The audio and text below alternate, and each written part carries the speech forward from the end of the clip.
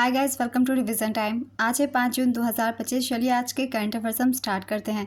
अगर आप सभी को ये वीडियो हेल्पफुल लगे तो इसे लाइक ज़रूर कर दीजिएगा और इस तरीके की कम टाइप की करंट अफेयर्स की वीडियो के लिए चैनल को भी ज़रूर सब्सक्राइब कर लीजिए। तो चलिए स्टार्ट करते हैं आज के सारे करंट अफेयर्स के क्वेश्चन, मगर उससे पहले जान लेते हैं 4 जून को पूछे गए क्वेश्चन का सही आंसर क्या है। सुप्रीम कोर्ट में न्यायाधीशों की अधिकतम संख्या कितनी होती है? Option A 31, option B 32, option C 33, option D 34। इसका सही आंसर है ऑप्शन डी 34। सुप्रीम कोर्ट में न्यायाधीशों की अधिकतम संख्या 34 हो सकती है। चलिए अब आज के सारे करंट अफेयर्स के क्वेश्चन हम स्टार्ट करते हैं।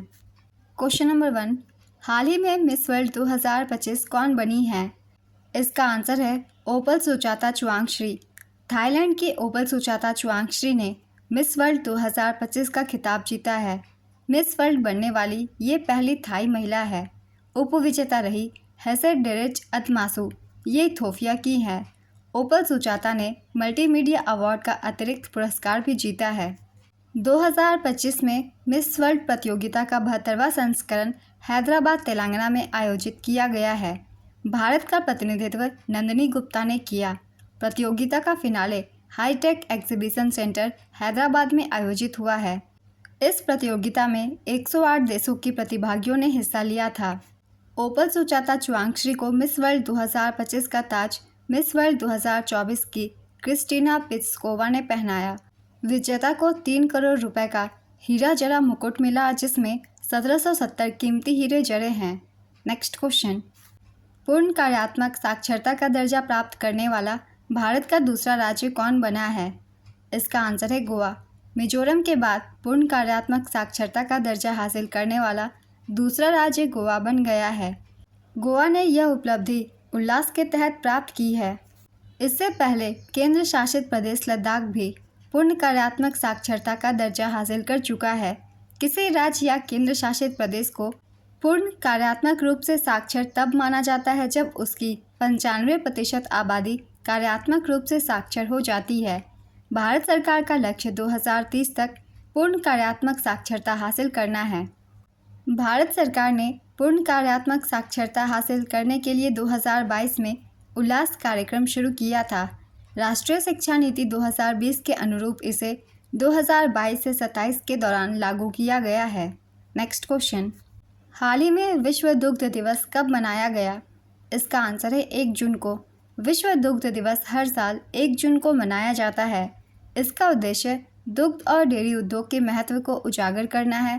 2025 की थीम है let's celebrate the power of dairy. Next question, Audi India के ब्रांड एम्बेसडर कौन बने हैं? इसका आंसर है नीरज चोपड़ा। नीरज चोपड़ा को ऑडी इंडिया का नया ब्रांड एम्बेसडर नियुक्त किया गया है।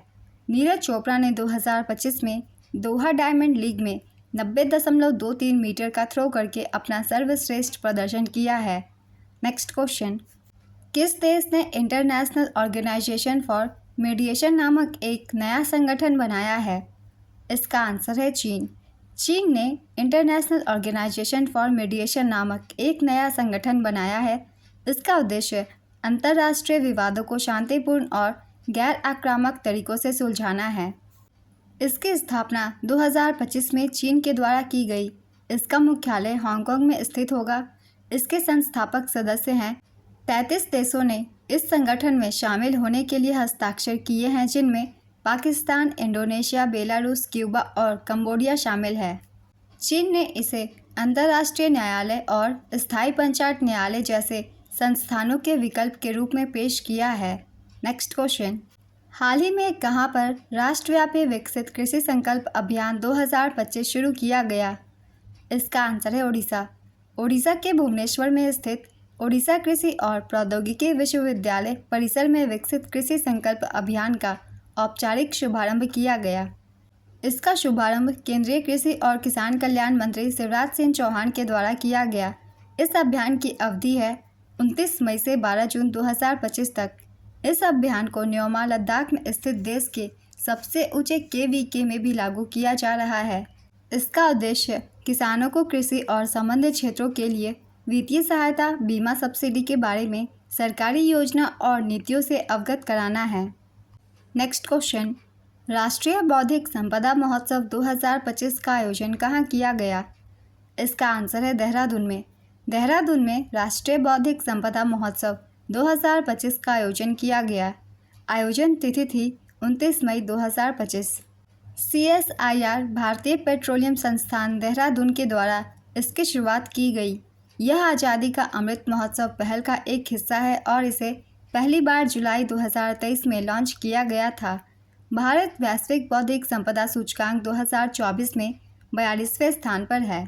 नेक्स्ट क्वेश्चन, T20 क्रिकेट में 300 छक्के लगाने वाले पहले भारतीय बल्लेबाज कौन बने? इसका आंसर है रोहित शर्मा। रोहित शर्मा T20 क्रिकेट में 300 छक्के लगाने वाले पहले भारतीय बल्लेबाज बने।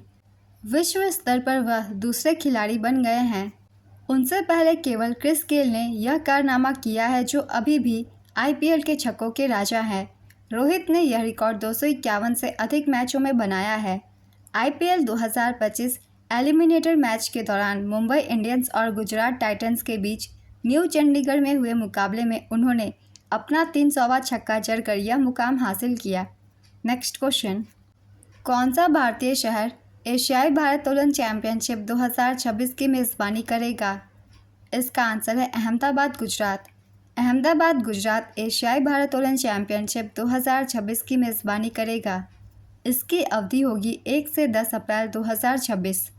एशिया में खेल शासी निकाय एशियाई भारोत्तोलन महासंघ ने 27 मई 2025 को इसकी घोषणा की।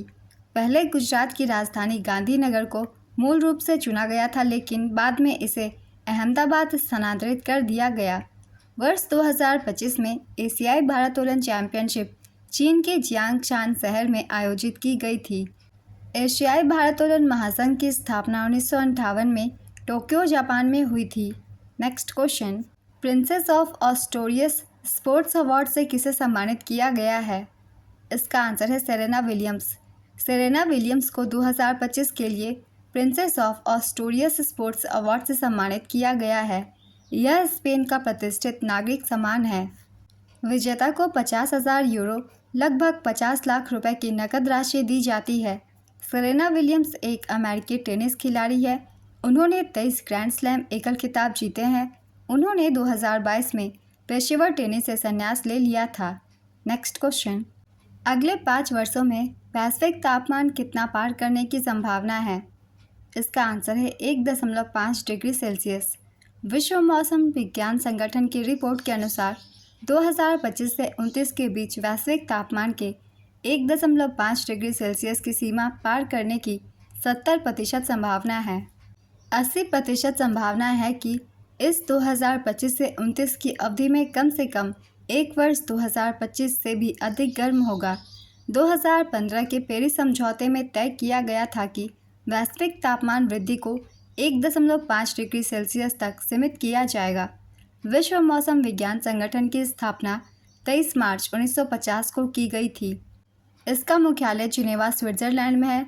इसके सदस्य देश है 193 देश और 6 क्षेत्र। इसके वर्तमान अध्यक्ष का नाम है अब्दुल्ला अल मंडोस। महासचिव का नाम है सेलेस्टे सोलो। इसका कार्य मौसम पूर्वानुमान, जलवायु परिवर्तन अनुसंधान, प्राकृतिक आपदाओं की चेतावनी प्रणाली विकसित करना है। नेक्स्ट क्वेश्चन, उत्तर प्रदेश के किस शहर में भरत पथ बनाने की घोषणा की गई है? इसका आंसर है अयोध्या। अयोध्या में राम पथ, भक्ति पथ और जन्मभूमि पथ के बाद अब एक और बड़े प्रोजेक्ट भरत पथ की घोषणा की गई है। इसकी लागत करीब 900 करोड़ रुपए है। यह नया रास्ता 20 किलोमीटर लंबा होगा और प्रयागराज हाईवे पर स्थित भरतकुंड से लेकर रानोपाली तक बनेगा। इस रास्ते के तहत पुराने मार्ग को चौड़ा और बेहतर बनाया जाएगा, जिससे अयोध्या में आवागमन और सुविधाएं और मजबूत होंगी। यह सड़क भगवान राम के छोटे भाई भरत से जुड़े स्थलों को जोड़ते हुए तीर्थयात्रियों और पर्यटकों को आसानी से पहुँच का रास्ता देगी। तो आज के सारे करंट अफेयर्स के क्वेश्चंस कंप्लीट होते हैं। चलिए अब आज का क्वेश्चन देखते हैं क्या है। विश्व मौसम विज्ञान संगठन का मुख्यालय कहाँ स्थित है? Option A Washington DC, option B New York, option C Netherland, option D Geneva. अपना आंसर गेस कीजिए या फिर कमेंट बॉक्स में दीजिए। अगर आप सभी को ये वीडियो हेल्पफुल लग रही है तो इसे लाइक ज़रूर कर दीजिएगा और इस तरीके की कम टाइम की करंट अफेयर्स की वीडियो के लिए चैनल को भी ज़रूर सब्सक्राइब कर लीजिए। तो फिर मिलते हैं अगली वीडियो के साथ। आप सभी को थैंक यू।